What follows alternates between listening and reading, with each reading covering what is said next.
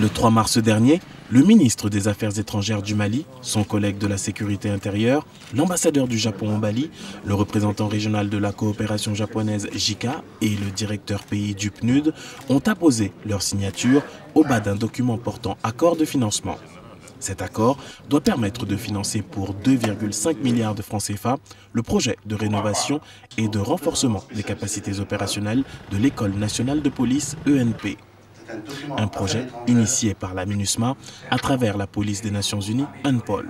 Cette rencontre est l'aboutissement d'un long processus de discussion et de travail qui a mobilisé pendant plusieurs mois durant le PNUD, la MINUSMA, le Japon et les autorités de l'École nationale de police.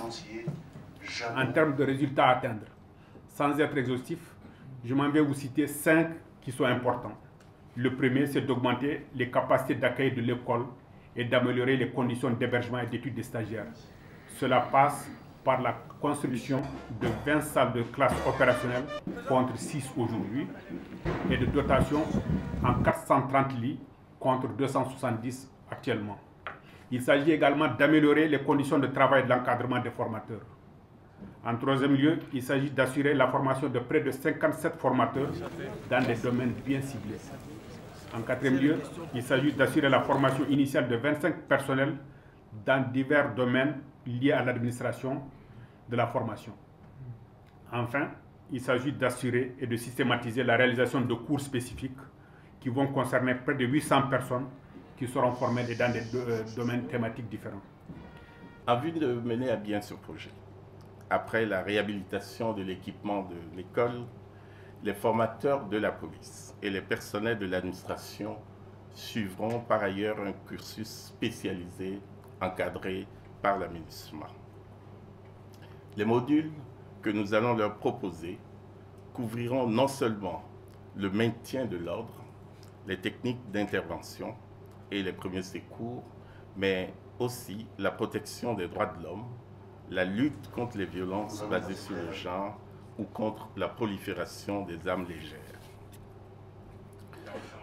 Son Excellence, Monsieur le ministre des Affaires étrangères, honorables invités, permettez-moi de traduire notre fierté d'avoir contribué activement à travers notre composante police à la mise en œuvre de ce grand projet qui en réalité n'est pas et ne sera pas le premier.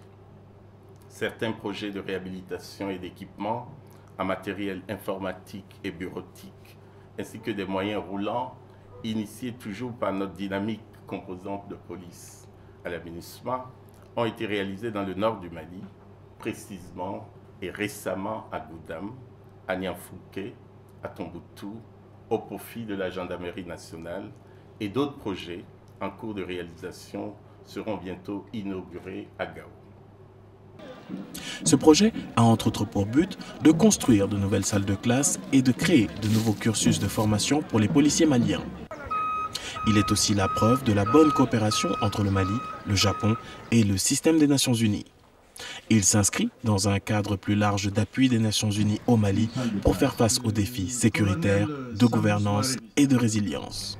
Aujourd'hui, force est de constater que le contexte de développement du Mali a évolué, de telle sorte que le Japon, en tant que partenaire, doit reconsidérer son aide sur la base d'un nouveau contexte. Nous sommes conscients des défis complexes et multidimensionnels auxquels le Mali fait face.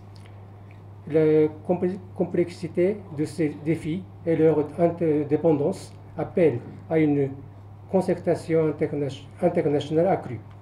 C'est pourquoi il me semble important de mettre en place des mécanismes crédibles afin de réagir d'une façon appropriée et dans une approche globale pour ramener la sécurité et stabilité au Mali.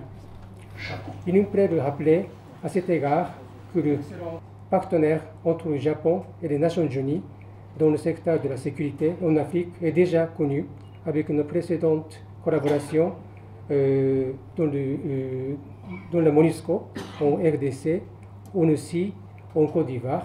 Aujourd'hui, nous rassemblons nos forces pour soutenir le Mali à travers de nombreux défis qui se dressent sur son chemin pour atteindre un niveau de sécurité assurant. d'un montant global d'environ 2,5 milliards de francs CFA. Il s'inscrit dans le cadre de la coopération économique non remboursable du Japon en faveur du peuple malien.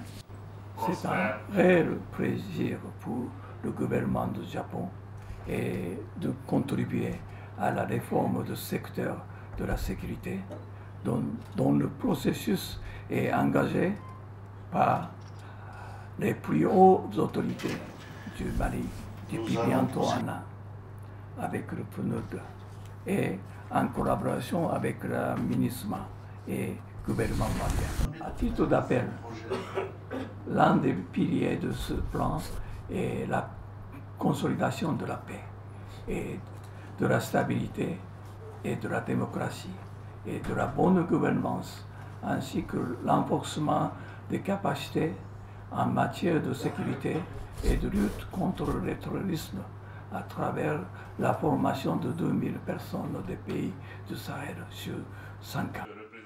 Par la voix du ministre des Affaires étrangères et de la coopération internationale, les plus hautes autorités du Mali ont chaleureusement remercié les donateurs et salué l'élan de solidarité et la bonne entente entre le gouvernement du Mali et le Japon. Je demeure convaincu que grâce à la réhabilitation de ces infrastructures, à sa dotation en équipements appropriés et le renforcement de ses capacités de formateurs, l'établissement fournira des formations qui auront un impact positif sur la qualité des prestations de ses auditeurs. C'est le lieu pour moi de remercier encore une fois l'ensemble des partenaires pour leur soutien constant au secteur de la sécurité et de la lutte contre le terrorisme, en particulier le Japon, le Programme des Nations Unies pour le développement, le système des Nations Unies dans son ensemble à travers la MINUSMA. J'ose espérer que les efforts actuels se poursuivront et s'intensifieront pour que s'instaure définitivement la paix au Mali. Afin que les participants puissent voir l'étendue du chantier, qui devra durer 12 mois, le directeur de l'ENP a organisé une visite guidée dans ses locaux.